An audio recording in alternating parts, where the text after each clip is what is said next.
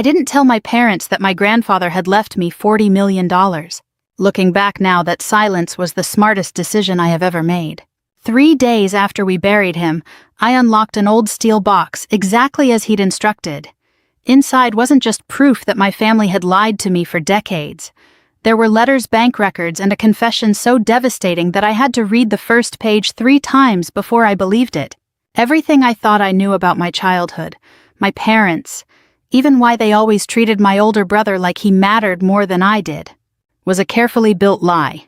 If I had told them about the inheritance that first day, every dollar would have disappeared before sunrise. Instead, I stayed quiet. And because I stayed quiet, I lived long enough to uncover the truth that my grandfather had spent 30 years protecting. My name is Amanda Brooks, and this is the story of how my grandfather's final secret destroyed the family everyone else believed was perfect. The morning of my grandfather's funeral arrived beneath a low Montana sky the color of cold steel. The clouds hung so close to the mountains that they seemed ready to collapse onto the pine-covered hills surrounding the Brooks family ranch. The air smelled of damp earth cedar and the faint smoke from fireplaces scattered across neighboring properties. It was the same smell I remembered from childhood visits before life carried me into the army and thousands of miles away. I stood beside my rental SUV in my Army service uniform, adjusting the sleeves one last time before walking toward the white wooden church. Even after 17 years in uniform, funerals never became easier. Military funerals? Civilian funerals? It didn't matter. Loss always sounded the same. The slow murmur of voices, the scrape of polished shoes across old wooden floors, the silence between people who had already run out of things to say. Grandpa William Brooks had lived to 87. Most people called that a full life. To me, it still wasn't enough. He had been the only person who never asked me why I joined the Army. The only one who attended my commissioning ceremony. The only one who wrote every single month even after arthritis twisted his fingers until writing became painful. He never missed my birthday. Never forgot a promotion. Never forgot who I was. I walked into the church and every conversation seemed to hesitate for half a second. Not because I wore the uniform. Because I was me. Amanda. The daughter who had supposedly disappointed everyone. My mother spotted me first. "There you are," she whispered, kissing my cheek without warmth. "Try not to make today about yourself." I blinked once. I wasn't planning to. I know what you mean." She looked relieved that I hadn't argued. She always preferred silence. Silence was easier to control. My father shook hands with guests near the front pews. His black suit fit perfectly, his expression carefully arranged into something that resembled grief. Every few moments he accepted another embrace, another whispered apology, another compliment about what an extraordinary man his father had been. Then his eyes landed on me. "You finally made it. I drove through the night. You could have worn something else." I looked down at my uniform. "This is my formal dress. This isn't a military event." "No." He adjusted his tie. "It draws attention." I smiled politely. "So does pretending to mourn while checking your watch every 5 minutes. His jaw tightened. Before he could answer, my older brother Kevin walked over carrying a paper cup of coffee. "Amanda." Kevin smiled the way successful salesmen smiled before overcharging customers. "You look..." He glanced at my uniform. "Official." "You look rested." "I slept great." "I can tell." He laughed as though we'd shared a joke. Kevin always laughed before saying something cruel. "I guess Grandpa would have liked seeing you here." He loved seeing all of us. Kevin shrugged. I was the one who actually stayed. There it was. The family narrative. Kevin stayed. Amanda left. Never mind that I left to serve. Never mind that Grandpa had encouraged me to go. Facts rarely survived inside our family. The service began. Pastor Reynolds spoke about kindness, sacrifice, generosity. I listened, but every sentence reminded me of conversations I'd had with Grandpa on the porch of his cabin overlooking Flathead Lake. He used to say that character revealed itself most clearly after funerals. When everyone's crying, he'd told me once, "Watch who starts counting." At the time, I thought he meant money in a general sense. Standing inside that church, I finally understood. The closing hymn hadn't even finished before I noticed Kevin checking his phone. My father quietly whispered something to my mother. She nodded.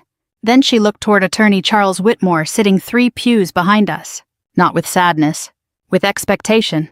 Outside the cemetery rested beneath towering evergreens. The wind carried the scent of fresh-cut grass and distant rain.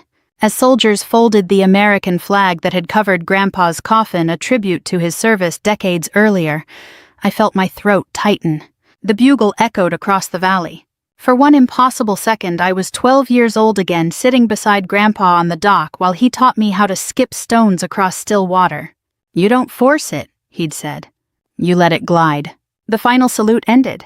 People drifted toward waiting cars. Condolences slowly gave way to conversations about flights, hotels, dinner reservations. Life moved forward. It always did. Just as I reached my vehicle, someone called my name. Amanda. Charles Whitmore. Grandpa's attorney. He was nearly 70 himself now, carrying a weathered leather briefcase that looked almost as old as he was. "Could we speak privately?" We stepped behind a row of pine trees overlooking the cemetery. Without saying a word, he handed me a thick ivory envelope.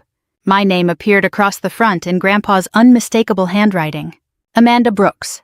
Only Amanda. My chest tightened. "Your grandfather instructed me to give this to you after the burial," Charles said quietly. "Not before." He was very specific. My fingers trembled slightly as I opened the envelope. Inside rested a handwritten letter. "Amanda, if you're reading this, then I've finally run out of time. First, know this. I loved you exactly as you are. Never doubt that. Second, everything changes today." Charles cleared his throat. "There's something else." He handed me another document. I looked down, then looked again. $40 million. I stared at the number until it stopped looking like English. There has to be some mistake. "There isn't. He left it entirely to you." My heartbeat became strangely loud. "Does my family know?" "No." "Will they?" "Only if you tell them." I looked back at Grandpa's letter. At the bottom, another instruction waited. "Tell no one. In exactly 3 days, go to my cabin. Unlock the old steel box beneath the workbench. Only then will you understand why." I folded the letter carefully.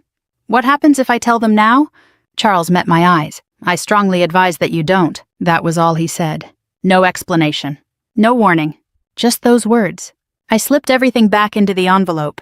When I returned to the parking lot, my parents were waiting beside my SUV. My mother noticed the envelope immediately. "What did Charles want?" "Oh." I tucked it under my arm casually. "Just some paperwork." "What kind of paperwork?" Kevin asked. "Administrative." Dad stepped closer. "Did your grandfather leave you something?" For one brief second, $40 million echoed inside my head. Then I remembered Grandpa's handwriting. "Tell no one." I smiled. "Nothing important." The three of them exchanged almost invisible glances, so quick that most people would have missed them. I didn't. Dad forced a laugh. "Well, your grandfather always did enjoy keeping old records." "I suppose he did." Mother linked her arm through Dad's. "We're all meeting at the ranch tonight." "I'll be there." As they walked away, I watched them whisper to each other before getting into Kevin's truck. Something about those whispers unsettled me. Not because I thought they knew about the inheritance. Because they looked disappointed, as though they'd expected a different answer. I stood alone in the parking lot while distant thunder rolled across the mountains. The envelope suddenly felt much heavier than paper should. I had no idea that my grandfather hadn't left me $40 million because he trusted me. He'd left it because he knew exactly what was about to happen next. And somehow, he'd already planned for it. I barely slept that night. The guest room at the ranch had always been my favorite when I was a little girl. Grandpa had built the bed himself from knotty pine, and every summer the room smelled of fresh-cut lumber cedar soap, and the lavender sachets Grandma used to tuck into the dresser drawers. Now it smelled like dust. Like memories that had been locked away for too long. At 3:30 in the morning, I gave up trying to sleep. Rain tapped softly against the window while the old grandfather clock downstairs marked each passing minute. Every sound felt louder inside that enormous house. I reached into my duffel bag and pulled out Grandpa's letter again. I must have read it 20 times. Every sentence seemed ordinary until I reached the last instruction. "Tell no one. 3 days. The steel box." Grandpa never wasted words. If he had written those instructions, there had to be a reason. The following morning, the ranch felt strangely different. Not because Grandpa was gone. Because everyone else seemed busy. Too busy. My father spent nearly an hour on the phone inside his office with the door closed. Kevin disappeared twice before breakfast. My mother repeatedly asked whether Attorney Whitmore had contacted me again. "No," I answered calmly. "You'd tell us if he did, wouldn't you?" she asked. "Why wouldn't I?" She forced a smile. "No reason." But there was a reason. I could see it in her eyes. She wasn't grieving. She was waiting. Over the next 2 days, I noticed things I never would have questioned before. Kevin searched Grandpa's study while claiming he was looking for family photos. Dad unlocked filing cabinets that had remained untouched for years. Mom repeatedly asked the housekeeper whether she'd seen any documents lying around Grandpa's bedroom. Every conversation stopped when I entered the room. Every hallway became quiet. It reminded me of my first deployment. You learn very quickly when people are hiding something. Their words don't give them away. Their silence does. On the third morning, I left before sunrise. I told no one where I was going. Grandpa's cabin sat nearly 30 minutes from the ranch beside a small lake surrounded by towering lodgepole pines. Frost still clung to the grass as I unlocked the weathered front door. The familiar scent rushed toward me immediately. Old books, coffee, firewood, machine oil. It felt as though Grandpa had simply stepped outside and would return any minute carrying his fishing pole. Instead, only silence greeted me. The workshop remained exactly as I remembered. Every wrench hung in perfect order. Every drawer carried handwritten labels. His workbench stood beneath the only window where the early morning sunlight spilled across decades of careful craftsmanship. I knelt. There it was. A heavy steel lockbox bolted beneath the bench, exactly where Grandpa had said it would be. The small brass key inside my envelope slid smoothly into the lock. Click! The sound echoed through the workshop. For several seconds I simply stared. Then I lifted the lid. It wasn't filled with money. Not jewelry. Not deeds. Files. Dozens of carefully organized folders, each labeled by year. Photographs. Cassette tapes. USB drives. Bank statements. Legal documents. And one sealed envelope resting on top. My hand suddenly felt cold. Across the front, Grandpa had written only 6 words. Read this before anything else. I opened it. Amanda, if you are reading this, then you trusted me enough to wait 3 days. Thank you. Now I must ask something much harder. I need you to question everything you believe about your parents. I stopped reading. My heartbeat grew louder. No, that couldn't be what he meant. I continued. For 30 years I protected you the only way I knew how.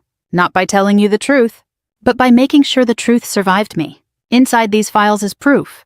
Every word can be verified. Nothing has been exaggerated. Nothing has been invented. When you're finished reading, you will understand why I could never tell you while I was alive. My vision blurred. I took a slow breath before opening the first folder. It was dated 31 years earlier. The year I was born. Hospital records. Letters. Insurance forms.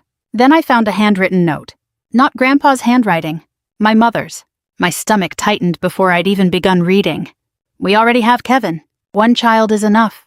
Perhaps William knows someone willing to adopt the baby. I stopped breathing. I read the sentence again. Then again. Adopt the baby. The baby. Me. The room suddenly felt much smaller. Grandpa had attached another page beneath it. His own handwritten note. I refused. Amanda stays. No granddaughter of mine will ever believe she wasn't wanted. I closed my eyes. 1,000 childhood memories crashed together at once. Every birthday that felt smaller than Kevin's. Every Christmas when his gifts covered half the living room. Every school award my parents somehow forgot to attend. Every promotion they'd dismissed with a simple, "That's nice." I'd spent years believing none of it mattered. That maybe they simply connected with Kevin more naturally. Now another possibility stood before me. What if none of it had been accidental? I opened the next folder. Bank statements. Trust documents. Canceled checks. Grandpa had established an education trust in my name before I turned 5. Large deposits appeared every year. Then, withdrawals. Authorized by my father. My pulse quickened. The trust that should have paid for college had almost been emptied before I graduated high school. I remembered Mom telling me there hadn't been enough money, that Kevin needed help with his business, that I'd understand someday. I understood now. Another folder. Letters between Grandpa and a law firm. Another. Property records. Another. Private investigator reports. Then photographs. One showed my parents leaving a bank carrying thick folders. Grandpa had written beneath it, "The day they tried to move your trust without permission." I leaned back against the workbench. The wood felt cold through my uniform jacket. Every explanation I'd accepted throughout my life began falling apart. The used car I never received. The scholarship that mysteriously disappeared. The savings bonds Grandma supposedly forgot to buy. Each disappointment had arrived with a believable excuse. One excuse after another. One lie after another. By noon I had barely finished half the box. My head pounded. Nothing inside accused my parents emotionally. Everything relied on documents, receipts, letters, signatures, evidence. Grandpa hadn't wanted revenge. He'd wanted proof. Near the bottom of the box I discovered one final envelope marked, only after reading everything above. Inside rested a business card. Charles Whitmore. On the back, Grandpa had written one sentence. Ask Charles for the recording. Almost immediately my phone vibrated. The screen displayed the exact name I'd just read. Charles Whitmore. I answered quietly. This is Amanda. His voice sounded unusually gentle. I hoped you'd reached the cabin. I have. I suppose you've started reading. I don't know what to believe anymore. I expected you'd say that. Silence lingered between us. Finally he spoke again. Your grandfather left one final piece of evidence. What is it? A video. I looked around the empty workshop. What kind of video? The kind he wanted you to watch only after you discovered the documents. My fingers tightened around the phone. Why? Charles exhaled softly. Because once you watch it, there will be no going back. Charles Whitmore's office sat on the second floor of an old brick building in downtown Kalispell, above a pharmacy that still had a hand-painted sign in the window. By the time I arrived, the rain had stopped, but the streets were slick and shining beneath a pale afternoon sky. I parked across the street and sat behind the wheel for a moment, both hands resting on the steering wheel, watching people move through ordinary lives. A woman carried groceries. A man laughed into his phone. An elderly couple crossed carefully at the corner, holding hands like they had done it for 50 years. I remember thinking how strange it was that the world could keep moving when yours had just split open. Inside, Charles was waiting with the door already open. He didn't greet me with polite conversation. He simply stepped aside and let me in. On his desk sat a laptop, a sealed evidence envelope, and an old black flash drive. My stomach tightened. Before you watch this, he said, I need you to understand something. Your grandfather made me promise that I would not interfere unless you chose to continue. I looked at the flash drive. Continue with what? With the truth. That should have sounded dramatic. It didn't. It sounded like a legal warning. I sat down slowly. Charles inserted the flash drive, clicked a folder, and turned the laptop toward me. The video opened on Grandpa sitting in his cabin. He wore his old brown cardigan, the one with worn elbows and a missing button near the collar. Behind him I could see the same workbench where I had opened the steel box that morning. For a second the pain of seeing him alive again almost knocked the air out of me. Then he began to speak. Amanda? He said, his voice thinner than I remembered, but still steady. If you're watching this, then you found the files. I'm sorry, sweetheart. I know what they must have done to you. My throat tightened. Grandpa looked down at something in his hands. I spent years telling myself I was protecting you by keeping quiet. Maybe I was wrong. Maybe I should have told you sooner. But your parents always had a way of turning truth into poison. If I accused them while I was alive, they would have called me senile. They would have called you greedy. They would have dragged you through court until you had nothing left but exhaustion. He paused and took a breath. So I waited, and I built something they couldn't talk their way out of. Charles stood near the window, silent. Grandpa continued. The $40 million is yours. It comes from the sale of Brooks Timber Shares investment accounts and property your grandmother insisted should one day belong to you. But listen carefully. The money was not transferred immediately after my death. It was placed under a 72-hour protection clause. I leaned forward. What I whispered. Charles didn't answer. He didn't need to.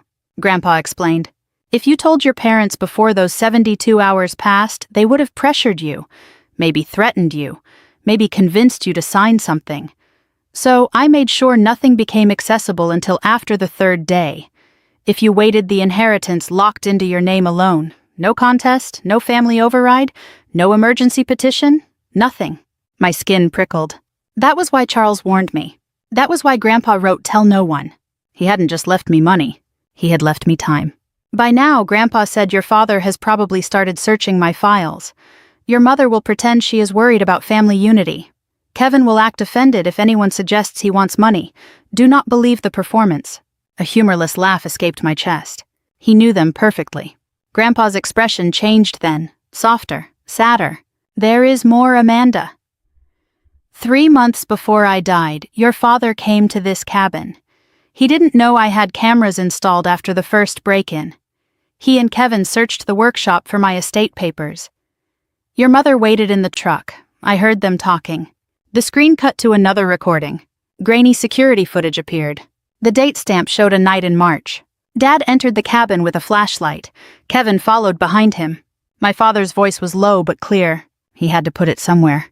Kevin opened drawers. What if he really left something to Amanda? Dad laughed. To Amanda, she wears a uniform and thinks that makes her noble. She wouldn't know what to do with real money. Kevin said Mom thinks Grandpa changed the trust. He better not have. What if he did? Dad turned toward him. Then we fix it before she finds out. My body went still. Not angry. Not yet. Anger requires room. I had none. I was too busy absorbing the shape of their betrayal. The video continued. Kevin muttered she always was his favorite. My father answered she was his mistake. I felt those words land somewhere deep and quiet. Not like a wound. Like confirmation. Grandpa's face returned to the screen. I am sorry you had to hear that, he said. But you needed to know what they are capable of when they think no one is watching. I wiped one tear from my cheek before it reached my jaw. I hated that I had cried. Then I hated myself for hating it. Grandpa leaned closer to the camera. There is a family meeting scheduled with Charles 4 days after my funeral. They believe the will reading will give them control. Let them believe it. Charles has instructions. Every false move they make between my death and that meeting will be documented. Charles finally spoke beside me. It has been. I looked up. What did they do? He picked up a folder from his desk and placed it in front of me. Your father contacted the bank yesterday claiming he had authority over your grandfather's accounts. He did not. I opened the folder. Kevin attempted to access 2 business accounts this morning. My fingers turned the pages. Your mother called my office 3 times asking whether you had received private documents. I looked at him. And you recorded all of this? Every call to my office is logged. Every request was denied in writing. Every attempt is now part of the estate record. For the first time since opening the steel box, my breathing steadied. Not because I felt safe, because I understood the battlefield. My parents had thought grief would make everyone careless. Grandpa had counted on greed making them careless first. I drove back to the ranch just before dinner. The house glowed warmly from the outside, every window yellow against the darkening sky. It looked like the kind of home people envied from the road. Big porch, stone chimney, American flag near the front steps. Inside it smelled of roast beef and expensive wine. My mother stood in the dining room arranging silverware no one needed. There you are, she said. Where have you been all day? Driving. To where? Clearing my head. Kevin sat at the table with a glass of bourbon. Must be a lot to clear. I removed my jacket and hung it over the chair. More than I expected. Dad studied me from the head of the table. You talked to Charles. It wasn't a question. I looked at him calmly. Why would you say that? His mouth tightened. Because he's been avoiding my calls. Maybe he's busy. With what? I sat down. Dad, I wouldn't know. For a moment nobody moved.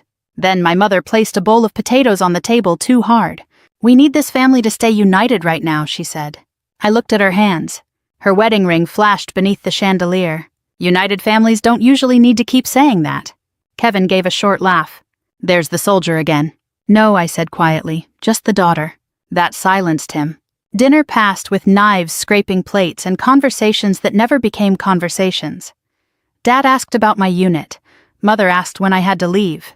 Kevin mentioned that the ranch would need serious leadership now that Grandpa was gone. I said very little. Silence had protected me once. It would protect me again. After dinner, Dad followed me into the hallway. Amanda. I turned. His face had softened into the version he used when he wanted something. Your grandfather was old. Toward the end, he wasn't always thinking clearly. I held his gaze. He seemed clear to me. Dad stepped closer. If he gave you anything private, you need to bring it to me. Not because I want control, but because I know how these things work. I almost smiled. There it was. The first hand reaching for the door. What things? Estate matters, money, property, legal traps. Legal traps. He blinked, realizing too late what he'd said. I nodded once. Good night, Dad. As I walked upstairs, my phone buzzed. A message from Charles. Family meeting confirmed for tomorrow at 10 a.m. Do not sign anything, bring the envelope. I locked my bedroom door and sat on the edge of the bed. For 30 years they had counted on me not knowing. Tomorrow they would walk into that office believing they were still ahead. And for the first time in my life, I was going to let them talk until they buried themselves. The next morning, I arrived at Charles Whitmore's office 15 minutes early. That was an old army habit. If you were on time, you were late. If you were early, you had room to think. The sky outside had cleared overnight, leaving the mountains sharp and blue in the distance. Sunlight struck the wet pavement and made the whole street look freshly washed, as though the town itself had decided to pretend nothing ugly had happened beneath its quiet roofs. I wore my uniform again. Not for intimidation. Not for drama. For balance. When your entire childhood has been rewritten in 48 hours, you reach for the things that are still true.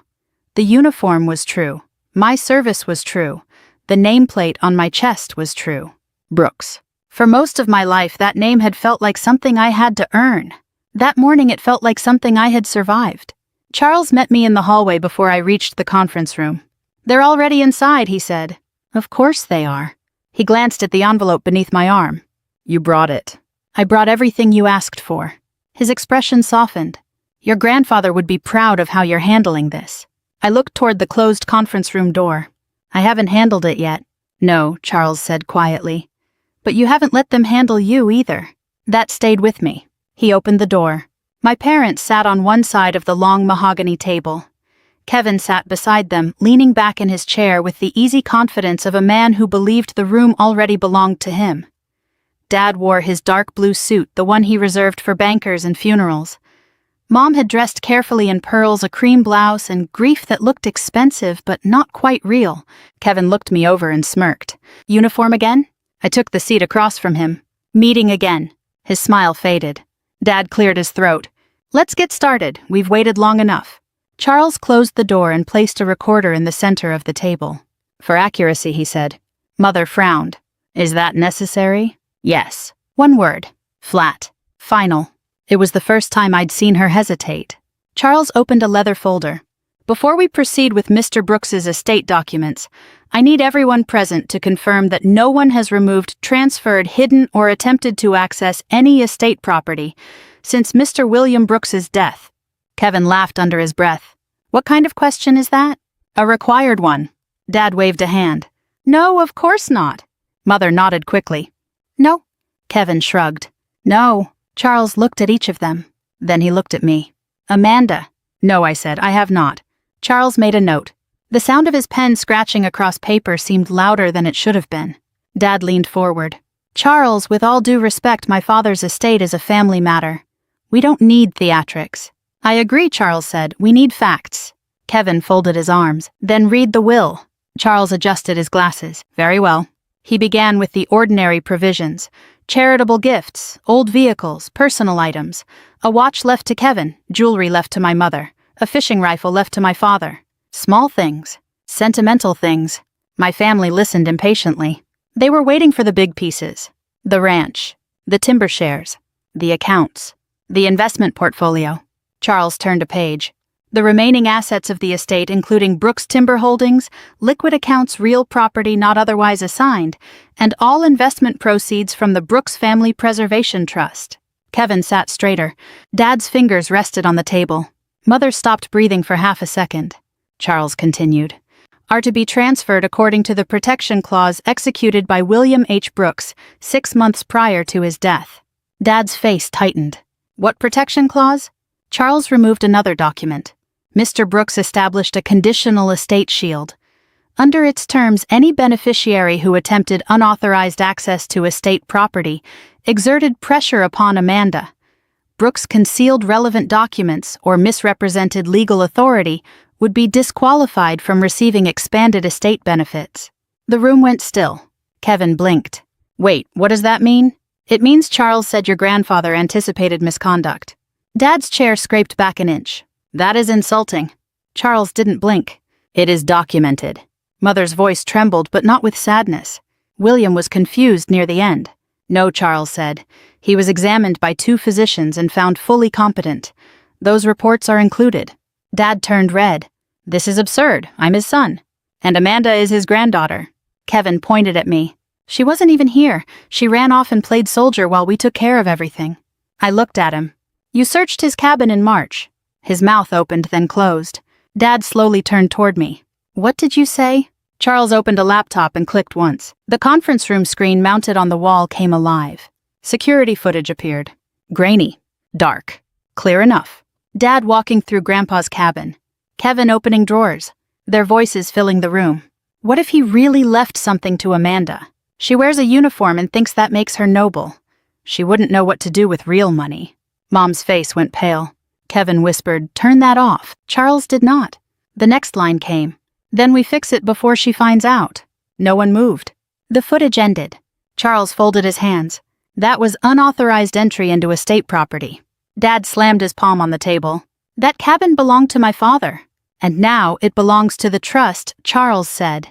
At the time of that recording, you had no legal authority to enter for the purpose of locating estate documents. Kevin stood. This is a setup.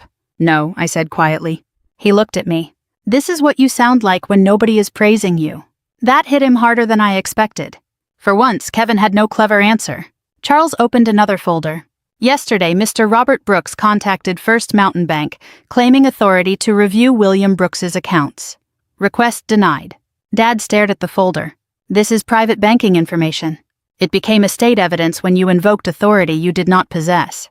Charles turned another page. Kevin Brooks attempted online access to 2 business accounts at 8:13 yesterday morning, and again at 8:47. Both attempts were flagged. Kevin's face flushed. I had the passwords from Grandpa. Passwords do not create legal authority.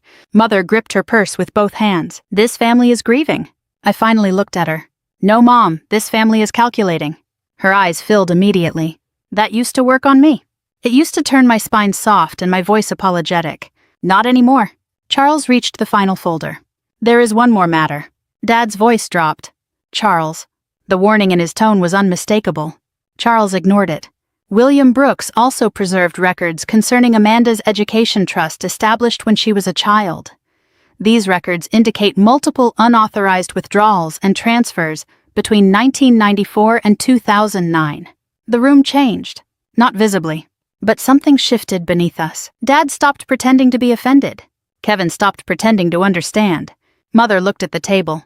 Charles slid copies across the surface. Signatures, bank receipts, internal letters, correspondence from William objecting to the transfers. Attempts to restore the funds privately. I picked up one page. There was Dad's signature. There was Mom's. There was the amount. Money that had been meant for my education. My future. My independence. Dad's jaw worked. That was family money. No, Charles said. It was Amanda's trust. Mother whispered, we needed it. I looked at her. For Kevin. Her silence answered. Kevin stared at me with naked resentment. You always act like you're better than us. No, I said. I just stopped believing I was less. Charles removed one final document. Under the protection clause, Robert Brooks, Elaine Brooks, and Kevin Brooks are disqualified from receiving additional estate distributions beyond the personal items already listed. The remaining estate transfers exclusively to Amanda Brooks as executed 72 hours after Mr. Brooks's burial. Mother's hand flew to her mouth. Dad stood. You cannot do this. I didn't, Charles said. Your father did. Kevin turned on me. You knew. I met his eyes. I waited. Dad's face twisted. You let us walk in here? Yes. The word was calm, honest, heavy. He stepped toward me, then stopped when Charles stood as well. For a moment I saw my father clearly, not as the tall man who had frightened me as a girl, not as the voice I had spent years trying to impress, just a man who had mistaken control for love and inheritance for justice. I stood slowly. My chair made almost no sound. For 30 years I said you let me believe I was unwanted because it was convenient. You let Kevin believe he was entitled because it served you. And you let Grandpa carry the truth alone because you thought he would die before anyone could prove it. Mother began to cry. Amanda, please. I looked at her, and for the first time her tears did not pull me closer. They only showed me how long I had been trained to comfort the people who hurt me. I gathered Grandpa's envelope from the table.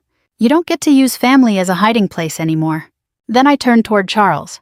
What happens now? He closed the folder. Now we file. Dad's voice cracked behind me. Amanda. I paused at the door. For one foolish second, some old part of me wanted him to apologize. Not explain. Not negotiate. Just say he was sorry. He didn't. Instead, he said, you'll regret this. I looked back at the three of them. My father furious, my mother crying, my brother stunned, and I understood something with absolute clarity. I had spent my whole life waiting for them to choose me. Grandpa had spent his final years making sure I could finally choose myself. No, I said. This is the first decision of my life that belongs completely to me. Then I walked out before they could take another piece of it. 3 months passed before I returned to the ranch. By then, autumn had painted the Montana hills in deep shades of gold and crimson. The aspens shimmered in the afternoon breeze, and the air carried the familiar scent of pine needles, damp earth, and wood smoke. From a distance, everything looked exactly as it had when I was a little girl. Only now did I understand that appearances could preserve memories just as easily as they concealed the truth. The legal proceedings had unfolded exactly as Charles predicted. My grandfather's estate had been settled without a successful challenge. Every attempt my parents made to contest the protection clause failed. The judge ruled that William Brooks had acted deliberately with full mental capacity and that every safeguard had been properly documented. The evidence spoke louder than anyone's excuses ever could. My father never apologized. Instead, he blamed the lawyers. He blamed the recordings. He blamed my grandfather. Most of all, he blamed me. Kevin gave 2 interviews to local business publications, portraying himself as the victim of an unfair inheritance. Neither article mentioned the unauthorized account access or the education trust. Facts that don't serve pride rarely make headlines. As for my mother, she wrote me 3 letters. The first asked me to remember we are family. The second said she hoped time would heal misunderstandings. The third contained only 1 sentence. I wish things had been different. I believed she meant it. I simply wasn't sure which things she wished had been different. That they had treated me differently, or that they had been caught. One quiet Saturday morning, Charles called. I have something your grandfather wanted you to receive after everything was finished. When I arrived at his office, he handed me a small cedar box no larger than a jewelry case. There were no legal instructions attached, he said. Only personal ones. Inside rested Grandpa's old pocket watch. The silver had dulled with age, but it still ticked steadily. Beneath it lay one final handwritten note. Amanda, if you're reading this, then the fighting is over. I hope you understand now that I never wanted you to inherit my money. I wanted you to inherit your freedom. Money can disappear. Land can be sold. Companies rise and fall. But once someone learns the truth about who they are, no one can take that away. Don't waste your life proving your worth to people who already decided they wouldn't see it. Spend it building a life where you never have to ask for permission to be enough. Love. Grandpa, I read those words 3 times, not because they were difficult to understand, because they finally answered the question I had carried since childhood. Why had he waited? He hadn't been protecting an inheritance. He had been protecting me from becoming trapped inside another lie. The $40 million remained in my investment account for several months while I figured out what to do with it. I wasn't interested in buying a mansion, or expensive cars, or proving anything. During my deployments, I'd met military families who struggled to pay rent after losing a spouse in service. I'd met children who postponed college because one parent never came home. Those faces stayed with me. So I established the William Brooks Military Family Foundation. Its first scholarship helped the daughter of a fallen Army medic attend nursing school. The second paid for adaptive housing renovations for a wounded Marine. The third funded counseling programs for military children coping with grief. Every approval letter carried a simple sentence at the bottom. In honor of William Brooks, who believed every child deserves to know they are wanted. Charles smiled the first time he read it. He'd have liked that. No, I answered. He would have corrected the grammar. Charles laughed so hard he nearly spilled his coffee. For the first time since Grandpa's funeral, I laughed too. A month later, my unit received new deployment orders. Standing once again among soldiers preparing for another mission, I realized something unexpected. Nothing inside me felt unfinished anymore. The anger had faded. Not because my parents deserved forgiveness, because I no longer needed them to explain the past before I could build my future. One crisp October afternoon before leaving Montana, I drove alone to Grandpa's grave. The cemetery overlooked the valley exactly as it had on the day we buried him. The wind carried dry leaves across the grass. Somewhere in the distance, a hawk circled lazily beneath an endless blue sky. I placed his old pocket watch against the granite headstone for a moment, before slipping it back into my jacket pocket. I finally understand, I said aloud. I spent years trying to become the daughter they wanted. A breeze rustled through the pine trees. I should have been learning to become the woman you already knew I was. Silence answered. Not an empty silence. A peaceful one. The kind Grandpa always loved. As I turned to leave, I looked back one last time. His name had been carved into stone. His love had been carved into me. One would weather with time. The other never would. Driving away from the cemetery, I caught my reflection in the rearview mirror. For years I had seen the little girl who wondered why she wasn't enough. That girl was gone. Looking back at me was a woman who finally understood that the people who failed to love her had never defined her value. They had only revealed their own. Sometimes people ask whether I regret keeping my grandfather's secret. My answer is always the same. No, because silence gave the truth enough time to survive. And the truth gave me a life that no amount of money could ever buy. If this story reminded you that your worth should never depend on someone else's approval, I'd love to hear your thoughts. Leave a comment and tell me where you're watching from. Stories like this remind us that family is defined by love, not by blood alone.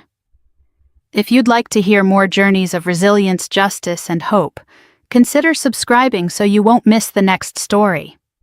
Until next time, take care of yourselves and the people who truly stand beside you.